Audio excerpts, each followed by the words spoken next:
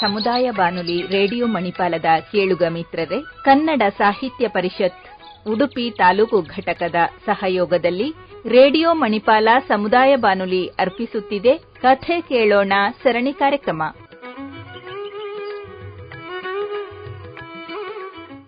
ಇಂದಿನ ಕಥಾವಾಚಕರು ಸಾಹಿತ್ಯಾಸಕ್ತರು, ಪುಸ್ತಕ ಪ್ರಿಯರು ಮತ್ತು ಸಂಸ್ಕೃತ ಹಿಂದಿ ಬೆರಳಚ್ಚುಗಾರರಾದ ಪ್ರತಿಭಾ ಎಸ್ ಆಚಾರ್ಯ, ಕುಂಜಿಬೆಟ್ಟು. ಕೇಳುಗರಿಗೆಲ್ಲರಿಗೂ ನಮಸ್ಕಾರ. ನನ್ನ ಕಥೆಯ ಹೆಸರು ಪ್ರೇರಣಾ. ಪ್ರೇರಣಾ ಆ ದಿನ ಬೆಳಗಿನಿಂದಲೇ ತುಂಬಾ ಖುಷಿಯಾಗಿದ್ದವಳು. ಅವಳ ಅಪ್ಪ ಅಮ್ಮ ಅವಳನ್ನು ಆ ದಿನ ನಿತ್ಯ ತರಗತಿಗೆ ಸೇರಿಸುತ್ತೇವೆಂದು ಹೇಳಿದ್ದರು. ಅವಳಿಗೆ ಚಿಕ್ಕಂದಿನಿಂದಲೂ ಡ್ಯಾನ್ಸ್ ಅಂದರೆ ತುಂಬಾ ಇಷ್ಟ. ಕುಣಿಯುತ್ತಾ ನಲಿಯುತ್ತಾ ಎಲ್ಲರನ್ನೂ ನಗಿಸುತ್ತಾ ಇದ್ದ ಹುಡುಗಿ. ಅವಳಿದ್ದಲ್ಲಿ ನಗು ಮಾತುಗಳಿಂದ ಕೂಡಿರುತ್ತಿತ್ತು. ಅವರ ಮನೆಯಲ್ಲಿ ಅವಳ ಅಪ್ಪ ಅಮ್ಮ ಹಾಗೂ ಅವಳು ಮೂವರೇ ಇದ್ದರು. ಅವಳು ತನ್ನ ಮನೆಯ ಸುತ್ತಮುತ್ತಲಿನವರೊಂದಿಗೂ ಬೆರೆತು ಅವರ ಕೆಲಸದ ಬಗ್ಗೆ, ಅವರ ಆರೋಗ್ಯದ ಬಗ್ಗೆ, ಅವರ ಮನೆಯಲ್ಲಿ ಆ ದಿನದ ಅಡುಗೆಯ ಬಗ್ಗೆ ಎಲ್ಲಾ ವಿವರಗಳನ್ನು ವಿಚಾರಿಸಿಕೊಂಡು ಅವರನ್ನೆಲ್ಲಾ ವಿನೋದದಿಂದ ಕಳಕಳಿಯಿಂದ ಮಾತನಾಡಿಸುತ್ತಿದ್ದಳು. ಆಗಲೇ ಅವಳ ಅಮ್ಮ ಅವಳನ್ನು ಹುಡುಕಿಕೊಂಡು ಬಂದು, ಪ್ರೇರಣಾ, ನಿನಗೆ ಮನೆಯೊಳಗೆ ಬರಲಿಕ್ಕಾಗುತ್ತದಾ ಇಲ್ವಾ? ಪೆಟ್ಟು ಬೇಕಾ ಎಂದು ಜೋರಾಗಿ ಕೇಳಿದಾಗ ಮಾತ್ರ ಅವಳಿಗೆ ತನಗೂ ಒಂದು ಮನೆ ಇದೆ, ಅಲ್ಲಿ ತನ್ನ ಅಮ್ಮ ಅಪ್ಪ ತನಗಾಗಿ ಕಾಯುತ್ತಾ ಇದ್ದಾರೆ ಎಂಬ ನೆನಪಾಗಿ ಮನೆಯೊಳಗೆ ವಾಪಸ್ಸು ಓಡಿ ಬರುತ್ತಿದ್ದಳು. ಮನೆಯಲ್ಲೂ ಒಂದು ಗಳಿಗೆ ಕೂತಲ್ಲಿ ಕೂರದೆ ಇಡೀ ಮನೆಯಲ್ಲಿ ತೈ ತೈ ತತ್ತೈ ತೈ ತೈ ತತ್ತೈ ಎಂದು ತಾನೊಬ್ಬಳು ಡ್ಯಾನ್ಸ್ ಮಾಡುತ್ತಿದ್ದೇನೆಂಬಂತೆ ಕುಣಿಯುತ್ತಾ ಓಡಾಡುತ್ತಿದ್ದಳು. ಹಾಗೆ ಇನ್ನೊಂದು ತಿಲ್ಲಾನದ ಪದ್ಯೆಯೂ ಅವಳಿಗೆ ಸ್ವಲ್ಪ ಸ್ವಲ್ಪ ಗೊತ್ತಿತ್ತು. ಅದೆಂದರೆ ತನದಿಂ ತನದಿರನ ನದೃತಾನಿ ತೋಂಕ ತಾನಕ ತಕದಿಮಿ ತನದಿಂ ಎಂದು. ಅದನ್ನು ಬಹಳ ರಾಗವಾಗಿ ಹಾಡುತ್ತಿದ್ದರೆ ಮನೆಯೆಲ್ಲಾ ಗಲಗಲ ಎನಿಸುತ್ತಿತ್ತು. ಹೀಗೆ ಅವಳ ವಿಷಯವಾಗಿ ಹೇಳ ಹೋದರೆ ಮುಗಿಯದಷ್ಟೂ ಇದೆ. ಹೀಗಾಗಿ ಪ್ರೇರಣಾ ಮನೆಯಲ್ಲಿ ಸ್ವಲ್ಪ ಹೊತ್ತು ಇಲ್ಲವಾದರೆ ಮನೆಯೆಲ್ಲ ಬಣಬಣ ಖಾಲಿ ಖಾಲಿ ಎಂದೆನಿಸುತ್ತಿತ್ತು. ರಾತ್ರಿ ಊಟವಾಗಿ ಮಲಗುವ ಸಮಯದಲ್ಲಿ ಅವಳಿಗೆ ನೆನಪಾಗ್ತದೆ, ಓ, ನಾಳೆ ಶಾಲೆಗೆ ಹೋಗಬೇಕಲ್ಲ, ಹೋಂವರ್ಕ್ ಮಾಡಬೇಕು ಎಂದು ಗಡಿಬಿಡಿಯಿಂದ ತನ್ನ ಹೋಂವರ್ಕ್ ಅನ್ನು ರಾತ್ರಿಯಲ್ಲಿಯೇ ಮುಗಿಸಿ ಬಿಡುತ್ತಿದ್ದಳು. ಇಲ್ಲಿ ಆದರೂ ಶಾಲೆಯ ಕೆಲಸ ಸ್ವಲ್ಪ ಬೇಗ ಮುಗಿದರೆ ದೂರದರ್ಶನದ ಕಾರ್ಯಕ್ರಮಗಳನ್ನು ಹಾಗೆ ಒಳ್ಳೆಯ ಕಥೆ ಪುಸ್ತಕಗಳಿದ್ದರೆ ಓದುವ ಹವ್ಯಾಸವೂ ಅವಳಿಗಿತ್ತು. ಅಷ್ಟಕ್ಕೂ ಅವಳೇನು ಕಾಲೇಜು ಯುವತಿಯೇನಲ್ಲ, ಆಗ ಬರೇ 6ನೇ ತರಗತಿಯ ಹುಡುಗಿ. ಆದರೆ ತುಂಬಾ ಚುರುಕು ಹಾಗೂ ತುಂಟ ಹುಡುಗಿ. ಕೆಲವೊಮ್ಮೆ ಅವಳ ಅಮ್ಮ ಅವಳಿಗೆ ಸಣ್ಣ ಪುಟ್ಟ ಮನೆ ಕೆಲಸಗಳನ್ನು ಹೇಳ್ತಿದ್ದರು. ನೋಡು, ಇಲ್ಲಿ ನೋಡು, ಆ ತಟ್ಟೆ ಲೋಟಗಳನ್ನು ತೊಳೆದಿಡು, ಕಸ ಗುಡಿಸು, ಮನೆ ಒರೆಸು, ಮನೆಯೆಲ್ಲ ಒರಣವಾಗಿಡು ಎಂದು. ಅವಳಿಗೆ ತನ್ನ ತರಗತಿಯ ಕೆಲಸ ಮುಗಿದು ಮನೆ ಕೆಲಸ ಮಾಡುವ ಮನಸ್ಸಿದ್ದರೆ ಅಮ್ಮ ಹೇಳಿದ ಕೆಲಸಗಳನ್ನು ಬೇಗ ಬೇಗನೆ ಮಾಡಿ ಮುಗಿಸ್ತಾಳೆ. ಇಲ್ಲದಿದ್ದರೆ ನನಗೆ ಇನ್ನೂ ಓದಲಿಕ್ಕಿದೆ ಅಮ್ಮ, ನಾಳೆ ಶಾಲೆಯಲ್ಲಿ ಪ್ರಶ್ನೆ ಕೇಳುತ್ತಾರೆ, ನಾನು ಉತ್ತರ ಹೇಳದಿದ್ದರೆ ಹೊಡೆಯುತ್ತಾರೆ ಎಂದೆಲ್ಲ ಬಂಡಲ್ ಬಡಾಯಿ ಬಿಟ್ಟು ಅಮ್ಮನನ್ನು ಪೂಸಿ ಮಾಡಿ ಮನೆ ಕೆಲಸದ ಕಡೆ ಗಮನ ಕೊಡದೆ ತನ್ನಷ್ಟಕ್ಕೇ ತಾನೇ ರಫ್ ಪುಸ್ತಕದಲ್ಲಿ ಏನೇನೋ ಗೀಚುತ್ತಿರುತ್ತಾಳೆ. ಆದರೆ ಈ ದಿನ ಮಾತ್ರ ತುಂಬಾ ವಿಧೇಯ ಹುಡುಕಿಯಂತೆ ತನ್ನ ಶಾಲೆಯ ಹೋಂವರ್ಕ್ ಮುಗಿಸಿ, ಕೆಲವು ಸಣ್ಣ ಪುಟ್ಟ ಮನೆಯ ಕೆಲಸಗಳನ್ನು ಮುಗಿಸಿ, ತನ್ನ ಅಪ್ಪ ಆಫೀಸಿನಿಂದ ಬರುವುದನ್ನು ಕಾತರದಿಂದ ಕಾಯುತ್ತಾ ಇರುತ್ತಾಳೆ. ಸ್ವಲ್ಪ ಸಮಯದಲ್ಲಿಯೇ ಅವಳ ಅಪ್ಪ ಮನೆಗೆ ಬಂದು ಕಾಫಿ ಕುಡಿದು ಅವಳನ್ನು ಕರೆದುಕೊಂಡು ನಿತ್ಯ ತರಗತಿಗೆ ಹೊರಡಲು ಕರೆಯುತ್ತಾರೆ. ಪ್ರೇರಣಾ, ಬಾ, ಇಲ್ಲಿ ಹೋಗೋಣ ಎಂದು. ಪ್ರೇರಣಾ ಖುಷಿಯಿಂದ ಹಾರಾಡಿಕೊಂಡು ತನ್ನ ಅಪ್ಪನ ಕೈ ಹಿಡಿದುಕೊಂಡು ಏನೇನೋ ಮಾತಾಡಿಕೊಂಡು ಹೊರಡುತ್ತಾಳೆ.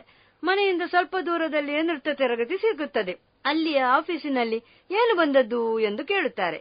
ಪ್ರೇರಣಾಳ ತಂದೆ ತನ್ನ ಮಗಳನ್ನು ನೃತ್ಯ ಕಲಿಯಲು ಸೇರಿಸುವುದಕ್ಕೆ ಬಂದಿರುವುದಾಗಿ ತಿಳಿಸುತ್ತಾರೆ. ನೃತ್ಯ ಗುರುಗಳು ಪ್ರೇರಣಾಳನ್ನು ತುಂಬಾ ಚೆನ್ನಾಗಿ ಮಾತನಾಡಿಸ್ತಾರೆ. ನಿನ್ನ ಹೆಸರೇನು ಮಗು? ನೀನು ಯಾವ ತರಗತಿಯಲ್ಲಿ ಓದುತ್ತಿದ್ದಿ? ನಿನಗೆ ಡ್ಯಾನ್ಸ್ ಅಂದ್ರೆ ಇಷ್ಟವಾ ಎಂದು. ಆಗ ಅವಳು ತುಂಬಾ ಖುಷಿಯಿಂದ ಹೌದು ಎಂಬಂತೆ ತಲೆಯಲ್ಲಾಡಿಸುತ್ತಾಳೆ.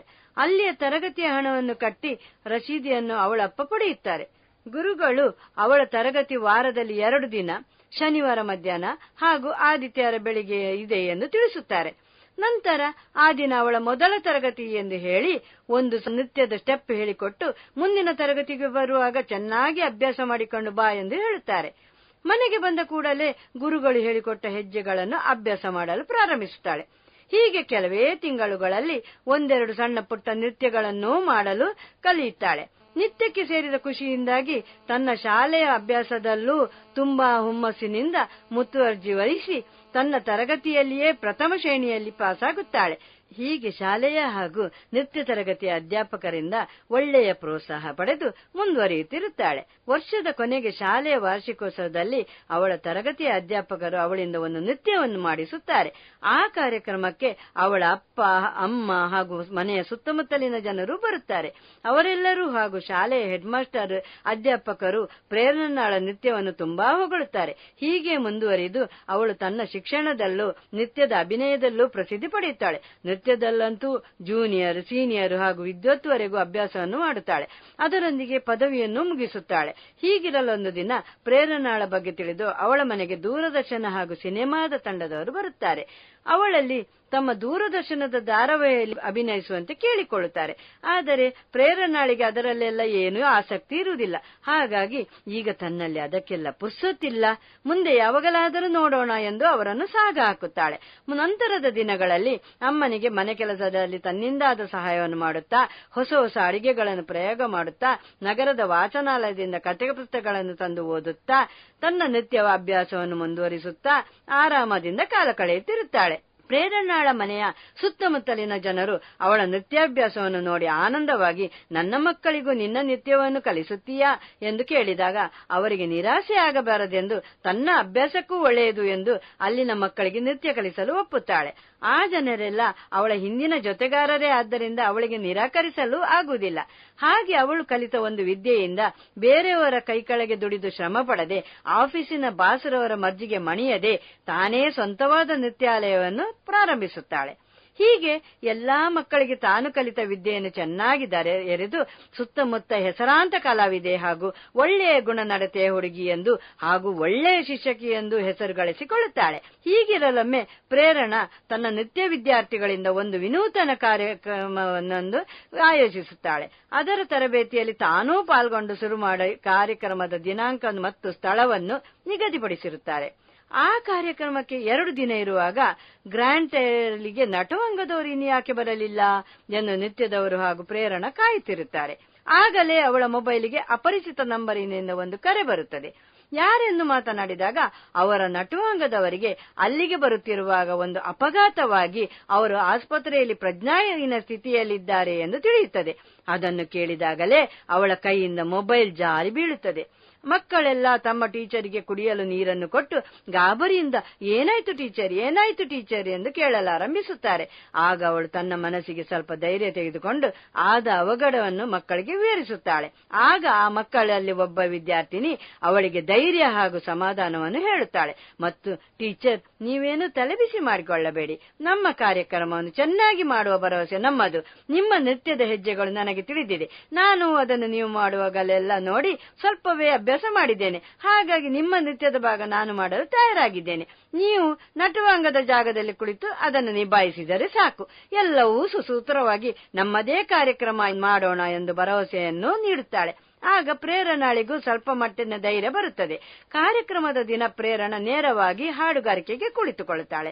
ಮಕ್ಕಳೆಲ್ಲ ತಮ್ಮ ತಮ್ಮ ಅಭಿನಯವನ್ನು ಅಚ್ಚುಕಟ್ಟಾಗಿ ಸುಂದರವಾಗಿ ಮುಗಿಸುತ್ತಾರೆ. ಕಾರ್ಯಕ್ರಮ ಮುಗಿದ ಕೂಡಲೇ ಪ್ರೇಕ್ಷಕರಿಂದ ಭಾರೀ ಸದ್ದುಗದ್ದಲದ ಚಪ್ಪಾಳೆಯ ಸುರಿಮಳೆಯೇ ಆಗುತ್ತದೆ. ಕಾರ್ಯನಿರ್ವಾಹಕರಿಗಂತೂ ಆಶ್ಚರ್ಯವೋ ಆಶ್ಚರ್ಯ. ಅವರಿಗೆ ಅಲ್ಲಿಯ ತನಕ ಯಾವ ವಿಷಯವೂ ತಿಳಿದಿರುವುದಿಲ್ಲ. ಅಚಾನಕ್ಕಾಗಿ ಪ್ರೇರಣಾಳ ಸುಶ್ರಾವ್ಯ ಹಾಡುಗಾರಿಕೆಯನ್ನು ಕೇಳಿ ತುಂಬಾ ಸಂತೋಷವೋ ಸಂತೋಷ. ಪ್ರೇಕ್ಷಕರು ತುಂಬಾ ಸಂತೋಷದಿಂದ ಹೊಗಳಿದ್ದು. ಎಂಥ ಅಪೂರ್ವವಾದ ಸಂಗೀತ, ಸ್ವರವಂತೂ ತುಂಬಾ ಇಂಪಾಗಿ ಚೆನ್ನಾಗಿ ಮೂಡಿ ಬಂದಿದೆ ಎಂದು. ಆ ದಿವಸದ ಕಾರ್ಯಕ್ರಮಕ್ಕೆ ತುಂಬಾ ಜನರು ಕುತೂಹಲದಿಂದ ನೋಡಲು ಬಂದಿದ್ದರು. ಅವರೆಲ್ಲರೂ ಮಕ್ಕಳ ನೃತ್ಯವನ್ನು, ಪ್ರೇರಣಾಳ ಸಂಗೀತವನ್ನು ಮನಸಾರೆ ಮೆಚ್ಚಿ ಹೊಗಳುತ್ತಾರೆ. ಅವಳು ಕಾರ್ಯಕ್ರಮ ಮುಗಿದ ಮೇಲೆ ಸ್ಟೇಜಿನಿಂದ ಕೆಳಗಿಳಿದು ಬರುತ್ತಿರುವಾಗ ಒಬ್ಬಳು ಸಣ್ಣ ಹುಡುಗಿ ತುಂಬಾ ಜೋರಾಗಿ ಅಳುತ್ತಿರುತ್ತಾಳೆ. ಆಗ ಪ್ರೇರಣಾ ಅಲ್ಲಿಗೆ ಹೋಗಿ ಅವಳು ಯಾಕೆ ಅಳುವುದೆಂದು ಅವಳ ಹತ್ತಿರ ಇದ್ದವರಲ್ಲಿ ಕೇಳುತ್ತಾಳೆ. ಆಗ ಅವರು, ಇವಳು ನಮ್ಮ ಮಗಳು ಪ್ರಗತಿ, ಅವಳಿಗೂ ಡ್ಯಾನ್ಸ್ ಅಂದರೆ ತುಂಬಾ ಇಷ್ಟ, ಅದಕ್ಕೆ ನನಗೂ ಹೀಗೆ ಡ್ಯಾನ್ಸ್ ಕಲಿಸಿ ಎಂದು ಅಳುತ್ತಿದ್ದಾಳೆ ಎನ್ನುತ್ತಾರೆ. ಕೂಡಲೇ ಆ ಹುಡುಗಿ, ಆಂಟಿ ನನಗೂ ಡ್ಯಾನ್ಸ್ ಮಾಡಬೇಕೆಂದು ತುಂಬಾ ಇಷ್ಟ, ನನಗೂ ಡ್ಯಾನ್ಸ್ ಹೇಳಿಕೊಡುತ್ತೀರಾ ಎನ್ನುವಾಗ ಪ್ರೇರಣಾಳಿಗೆ ತನ್ನ ಬಾಲ್ಯದ ನೃತ್ಯ ಕಲಿಯುವ ಆಸೆಯ ನೆನಪಾಯ್ತು. ಹೀಗೆ ಪ್ರೇರಣಾಳಿಂದ ಇನ್ನೊಬ್ಬಳು ಪ್ರೇರಣೆ ಪಡೆದು ಸಾಕ್ಷಿಯಾದವಳು. ಈ ಕಥೆಯನ್ನು ಕೇಳಿದ ನಿಮಗೆಲ್ಲರಿಗೂ ವಂದನೆಗಳು. ಇದುವರೆಗೆ ಸಾಹಿತ್ಯಾಸಕ್ತರು, ಪುಸ್ತಕ ಪ್ರಿಯರು ಮತ್ತು ಸಂಸ್ಕೃತ ಹಿಂದಿ ಬೆರಳಚ್ಚುಗಾರರಾದ ಪ್ರತಿಭಾ ಎಸ್ ಆಚಾರ್ಯ ಕುಂಜಿಬೆಟ್ಟು ಅವರಿಂದ ಸ್ವರಚಿತ ಕಥೆಯನ್ನು ಕೇಳಿದಿರಿ.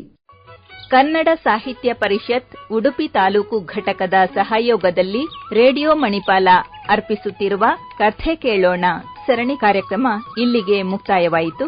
ಮುಂದಿನ ಕಥೆ ಕೇಳಲು ಮತ್ತೆ ಭೇಟಿಯಾಗೋಣ.